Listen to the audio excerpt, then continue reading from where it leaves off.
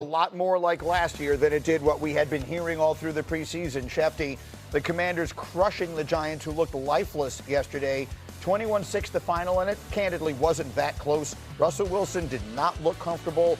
He was under duress the entire day. The Giant fans are screaming, please give me Jaxson Dart. What can you tell us? Well, after the game, Brian Daboll was given many chances to commit to Russell Wilson. Said he loves Russell Wilson, but did not commit to him as a starting quarterback going forward. The Giants have a gauntlet of a schedule.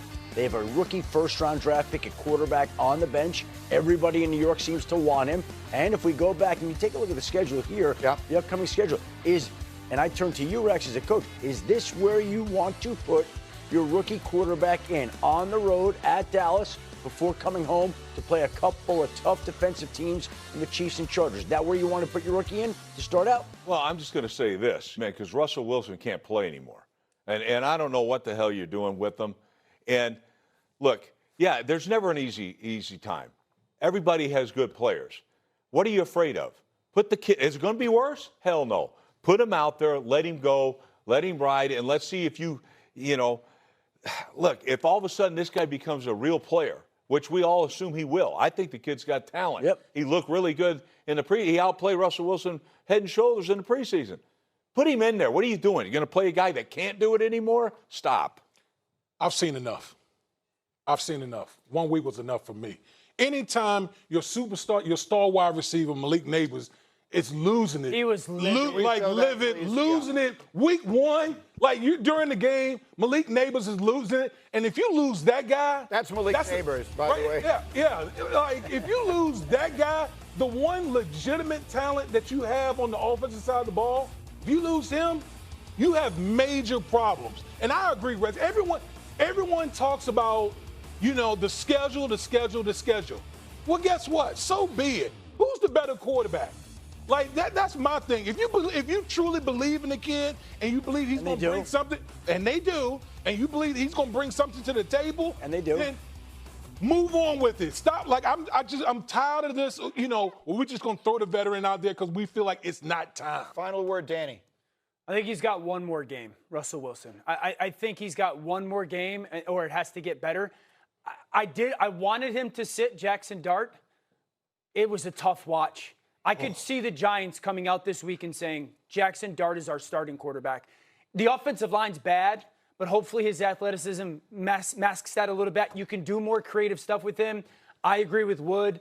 Malik's got to get the ball, and he just didn't get the ball enough. I would not be shocked if the Giants named Jaxson Dart their starting quarterback. Nobody would. They paid Russell Wilson $10.5 million, so it may be $10.5 million for one game. Yeah, it could be. Andrew Thomas, their left tackle, did not play yesterday. Steelers side of this first. Aaron Rodgers, what do we say, D. Wood? His demise is clearly being over-exaggerated. I mean, Aaron Rodgers, you said in the first hour, Dano, Aaron Rodgers like 2021 Aaron Rodgers. He was fantastic. The ball face, the movement skills, the accuracy, the arm talent, it was all on display. Remember, like, this game, Steelers had no run game to speak of. So this was really the Aaron Rodgers show, and he was just fantastic in this Arthur Smith offense. What did you think, Rex? We talked about the Jet side of this earlier, and obviously you had a lot of thoughts on that.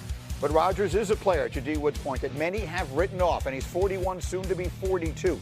What we saw yesterday, is that an indication that he's going to be this player all season long? Oh, I don't know if he can be that player all season long. I mean, number one, he knew exactly what they were doing defensively, and he took advantage of it. But Aaron Rodgers looks phenomenal. Like I say, like, golly, I haven't seen that guy forever. Right. And so, yeah, I mean, he's going to be good. I doubt he's that good, though. Well, look, no way. There are a variety of reasons for it. And the biggest, of course, is that he suffered a catastrophic injury in his first series as the Jets quarterback, and it takes time to come back from that. The second piece of it is the Jets are not as good as the Steelers. They're not nearly as organized and well coached as the Steelers during the time that Rodgers was there. We'll see what the future holds. But, Dan, and you have tape to demonstrate it. What Aaron Rodgers did yesterday was special. Well, hour one was deception. This was about having the answers. Rex talked about that. And then also, he looked unbelievably young movement-wise with some of his stuff. I think the pocket movement stands out as a big deal. Now, this is having the answers. He's going to fake a toss up top, okay? He wants to throw the football to the tight end at the top of the screen. but he's already peaking the middle field safety. As he's making the fake going, are you going to overflow or not? And if you do, he's going to come throw this little wheel route at the bottom of the screen. There's a vintage back shoulder.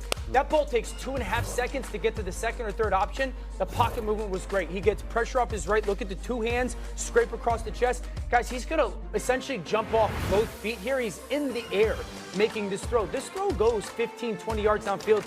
It's perfectly in stride. We didn't really see that sudden yet subtle, calm, but quick enough pocket movement. Watch him here. He wants to escape out to his left, and that pocket closes. Then he wants to escape out to his right, and that pocket closes. He doesn't panic. He doesn't run into the offensive line. Finds DK Metcalf on the shallow cross for a big game. I was just wildly impressed with how well he moved in the pocket for where he is. We should point out the greatness of Aaron Rodgers yesterday, but we also should point out how great Justin Fields was. And the Jets came very close to winning that game. And if they had won, we'd be celebrating Justin Fields this morning, the new offensive coordinator that they got from the Detroit Lions, who looked like they were missing Tanner Engstring yesterday, right? And Justin Fields played very well, threw the ball very well, and gave the Jets some hope here for the weeks to come. Shefty sat next to me as we watched the game yesterday and held me much of the day, I must say, and I appreciate your support. I mean, the Jets were dominant with their offense. They ran the hell out of the football. They pushed a really good defense, the Pittsburgh Steelers, around up front. I mean, literally pushed them around. And you got Justin Fields. You got a young, talented, athletic quarterback. I mean, I am so fired up about this Jets offense. And the defense got to come around a little more. They need better eye discipline on defense after week one. So no moral victories, but maybe the vibes on the Jets will from yesterday. Listen, don't sleep on the Arizona Cardinals, folks, in the NFC West. Come on. Listen, everyone talks about San Francisco and Seattle. This Cardinals team, they can play defense. They run the football. If Kyler Murray can stay consistent throughout the whole year, this Cardinals team is going to have something to say about that division. Marvin Harrison was sensational. He looked absolutely fantastic. He looked like the guy that was taking top 5. All right, Rax, give me a Sunday statement. The AFC West is wide open, Greeny. And, I mean, I loved how the Chargers played and then Denver. But the Chargers, Justin Herbert, looked as good as anybody. And you've got the new back there. The Raiders look better. You got Pete Carroll, so you got a veteran guy that's riding the ship there. In Denver can move the ball with Sean Payton, but it's their defense that's going to keep them in it. Oh, and by the way, the best quarterback in the country right there in Patrick Mahomes with Kansas City. It's wide open. Pick one, anything, shake them up, anything could happen. Well, the Chiefs are alone in last now, for what it's worth. Now, take a picture of it because it won't stay that way, but all the other teams in that division wound up winning this weekend, and the Chiefs are the only ones who wind up losing. And you had the note yesterday, speaking of a veteran coach, took me a little by surprise about what Pete Carroll did yesterday that had never been done before. Pete Carroll became the oldest coach in history to coach in an NFL game yesterday. 73 years, 357 days, whatever it was. He's going to be 74 years old. He doesn't act like that. And that team played with a certain amount of energy. We talked about the juice that the Packers had. It felt like the Raiders on the road had some of that juice. And with Geno Smith and these two young offensive weapons and Brock Bowers and Ashton Jenkins,